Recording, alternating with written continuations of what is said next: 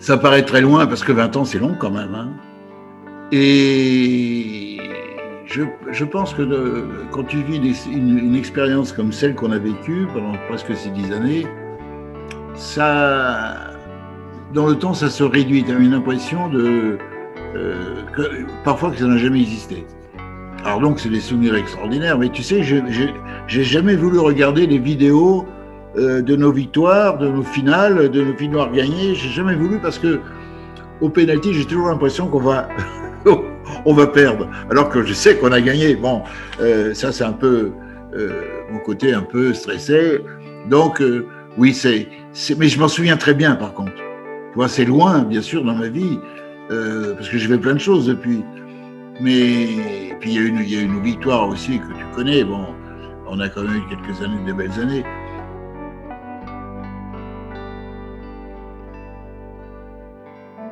Je me rappelle de la fin de saison précédente, où le club était un club qui était plutôt bien géré. Dagé avait fait du bon travail, mais on était dans le bordel, excuse-moi l'expression, complet, puisque le terrain, le stade était complètement en réfection, et qu'on jouait un peu en 99, on jouait dans des conditions qui n'étaient pas très agréables, on était pratiquement mieux à l'extérieur.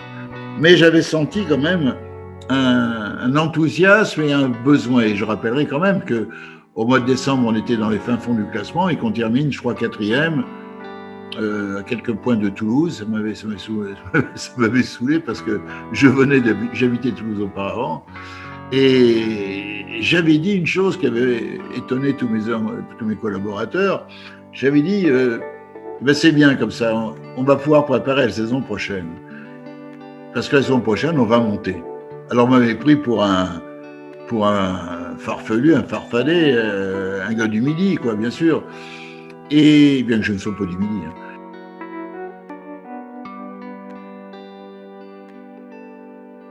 Fin de cette saison 99 et début 2000, à l'intersaison, il fallait revoir le club, il fallait refaire les structures, il fallait tout remonter pour être un vrai club professionnel. Aujourd'hui, quand je vois beaucoup de clubs qui disent qu'ils veulent être en L1, et que je vais les visiter, je m'aperçois qu'ils n'ont rien d'un club de L1. Nous, on était vraiment un club prêt pour la L1.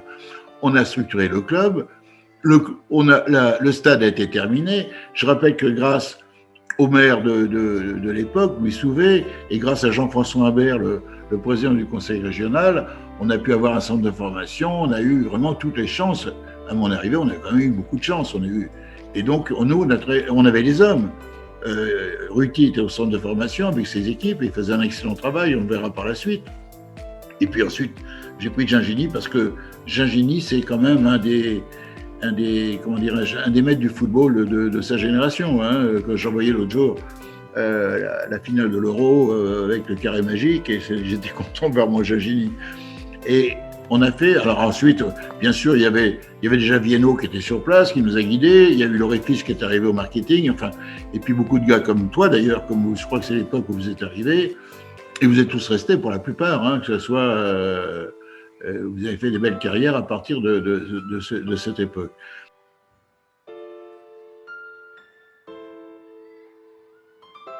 On avait quand même un centre de formation exceptionnel. Trois de nos meilleurs joueurs étaient issus du centre de formation, mais pire, issus des usines. Le père de Mariem travaillait à la chaîne, le père de Fro travaillait à la chaîne, et le père de Pedretti travaillait aussi chez Peugeot. Jérémy Mathieu était très proche aussi de Peugeot, donc c'était quand même extraordinaire que dans cette usine, dans ce local, dans cet endroit, on avait trouvé quand même 3 joueurs qui sont internationaux. C'est quand même extraordinaire quand on y pense. Hein, donc il y avait un excellent travail qui avait été fait de la part des formateurs. Je rappelle Montsoro, j'en oubliais bien sûr, je vais encore avec une bande de briscards qui était déjà là. Il y avait Fernandez dans les buts, il y a Flachez, Manac, Arrache, Maraval, Dave déjà, Shedley, hein, faut pas oublier Shedley. Et puis on avait donc Crusset qui nous a marqué des beaux buts, donc on avait une équipe complète et puis surtout Gingini nous trouve une perle venant de Tunisie un Brésilien qui s'appelait Santos, que personne ne connaissait et qu'on a eu dans des conditions et qui nous a fait une saison magnifique. Je ne veux pas oublier Pagis qui est arrivé plus tard, mais il faut reconnaître que quand je vous donne ces noms-là, c'est des noms de footballeurs connus et je ne vois pas beaucoup d'équipes de L2 aujourd'hui qui ont des équipes avec ce genre de joueurs. Donc on avait tout pour réussir.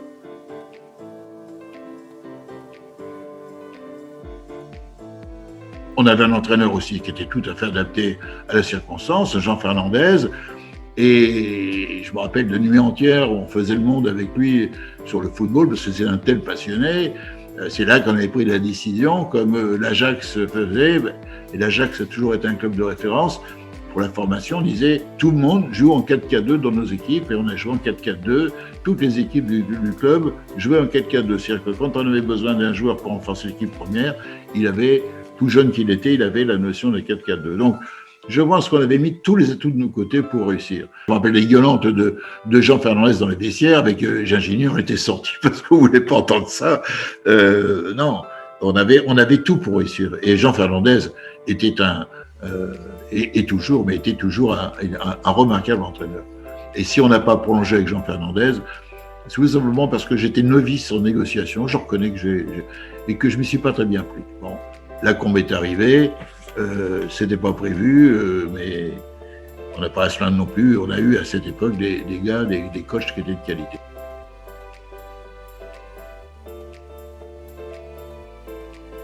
Puis moi, c'était mon baptême. Hein. Je me suis tapé tous les matchs. Et c'était quand même. On a vécu une super année, hein, une super année. Avec ces jeunes qui arrivaient, là, Pedretti, on fait un match amical à Sochaux, pas à Sochaux, mais au club. Et Ferry est blessé, je ne sais plus qui est blessé encore. On fait rentrer Pedretti, il n'a jamais quitté l'équipe, hein, c'est formidable ça. Et c'était l'osmose qu'il y avait entre l'entraîneur et le patron du centre de formation, et ça continue avec la Combe après. Moi, je me rappelle le coup de fil de qui est le plus méritant. Et le plus méritant, il venait s'entraîner avec les pros, il venait jouer avec les pros, il venait faire un match avec les pros. Et on voulait pas il n'était pas question qu'un jeune du centre de formation pénalise l'équipe quand il rentrait. Bien sûr, il y avait des joueurs qui avaient beaucoup de talent, mais il fallait que ça. Et c'était ça l'esprit du club. Et le temps que ça perdurait, eh bien, on avait des résultats.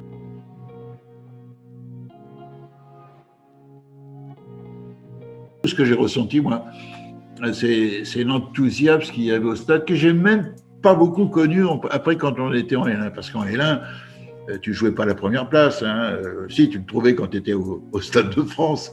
Hein, parce que ça, c'est aussi une aventure extraordinaire. Quand tu penses au Stade de France, je ne vais pas revenir là-dessus, mais 3 fois au Stade de France et dont 2 fois vainqueur, plus les Gambardella, on avait rempli notre contrat quand même. Et avec toujours, c'est ça qui est important, la Dream Team du départ, parce que c'est tous ces joueurs qui ont été là, on les retrouve plus tard, on les retrouve à d'autres moments, et tous ces joueurs-là ont réussi. Je veux dire, on dit souvent qu'à Sochaux, quand ils quittent Sochaux, moi je suis désolé, quand je vois les anciens, les Paille, les Gingini et compagnie, ils ont réussi leur carrière ensuite. Et puis je ne vais pas les citer parce qu'il y en a tellement, les Ruti, les Sylvestre, enfin de toute façon. Et cette génération aussi, parce que Meriem, il a fait une belle carrière, Pedretti, ils ont été internationaux.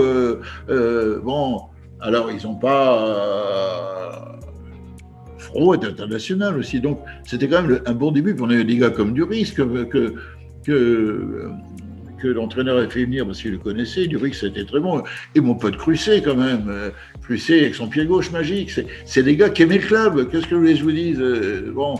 Alors, puis j'oublie ceux qui étaient là quand je suis arrivé, Droginac, bon, qui étaient de passage, mais c'était des bons mecs. Voilà. Je veux dire, on avait surtout des bons mecs. Hein, ça, ils avaient le plaisir d'être ensemble, ils avaient le plaisir de déconner. Et Guillou, vous ne croyez pas qu'il a apporté quelque chose, Guillou qui rentre, qui marque un but, il embrasse sa femme, il fait le tour du stade, et le coup d'après, il est expulsé. Donc en 5 minutes, ce mec-là, il marque le but de la victoire, il est expulsé. C'est fantastique, des gars comme ça.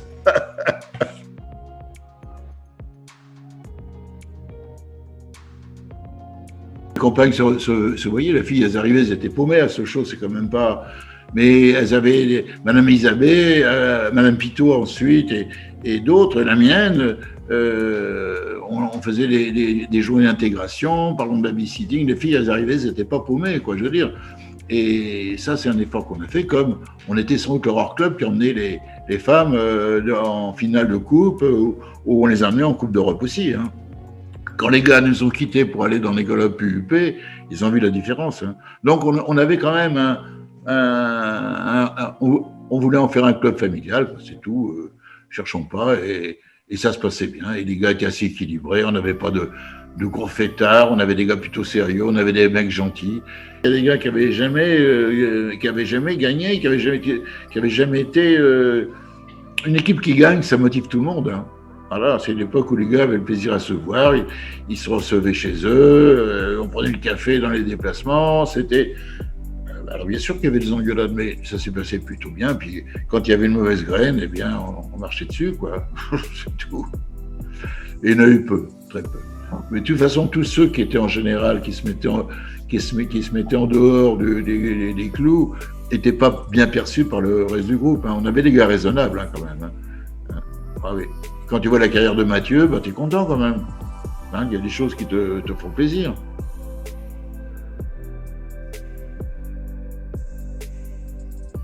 Ben, comment on l'a recruté? Ils sont allés le voir. Hein, et au retour, Jean-Génie me dit, je ne sais pas s'il est bon, mais il vous fera lever de votre siège.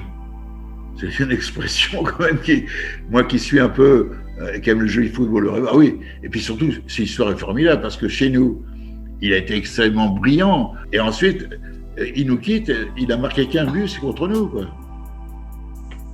C'est curieux, Santos, quand même.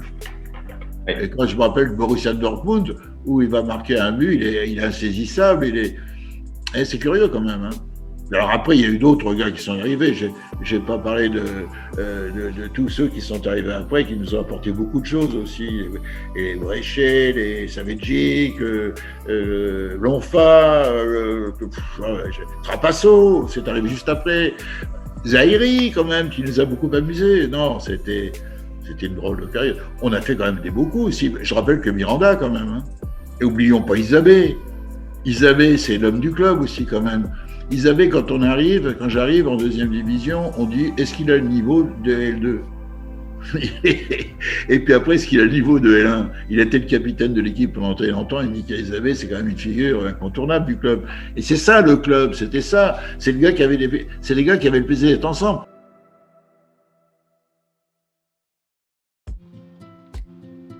Je ne souhaitais pas donner plus d'argent.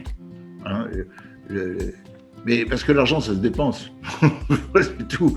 Et si tu donnes une prime correspondant au prix de la montre, c'est une banque qui valait de l'argent, bien sûr. Mais 3 semaines après, les femmes font les boutiques. Enfin, il n'y a pas que les femmes qui font les boutiques, mais l'argent est dépensé. Alors que la montre, elle reste au poignet toute sa vie, quoi, pratiquement. Donc, c'est ça qui marque. Et c'était une idée que j'avais eue. Parce que j'avais déjà eu dans l'automobile, j'avais fait un club de vainqueurs, le club des vainqueurs dans ma région, quand j'étais directeur de la région. Et les montres, 25 ans après, je vois encore des gars qui ont des montres au poignet, quoi, alors que la prime aurait été dépensée dans l'anonymat. Alors que là, Peugeot ou Sochaux leur colle à la peau, l'FC Sochaux leur colle à la peau. Hein.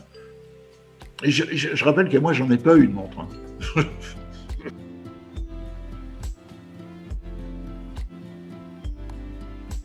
J'ai eu le reproche de ça, effectivement. Je voulais changer les choses. D'abord, je trouvais que le maillot jaune, Jeffco, était un peu pissou, était un peu démodé, et je voulais changer quelque chose. On est revenu ensuite au maillot jaune, d'ailleurs. Hein, quand on a changé d'équipementier, on est revenu aux couleurs d'origine du club. Mais le code graphique du club, c'était jaune, bleu et jaune ou jaune et bleu. C'était puisque le maillot de l'extérieur, donc on était dans les temps. Puis je vais vous dire une chose. Quelques supporters anciens me l'ont reproché. Puis quand ils ont vu qu'on a été premier au classement, maillot pas maillot, hein, on est resté fidèle à nos couleurs de toute façon. Et je trouve que celui que j'ai là d'ailleurs, ça m'a ému quand je l'ai reçu. Voilà. Le vintage, là, ça m'a ému quand je l'ai reçu parce que c'est quand même toute une période qui a été une jolie période.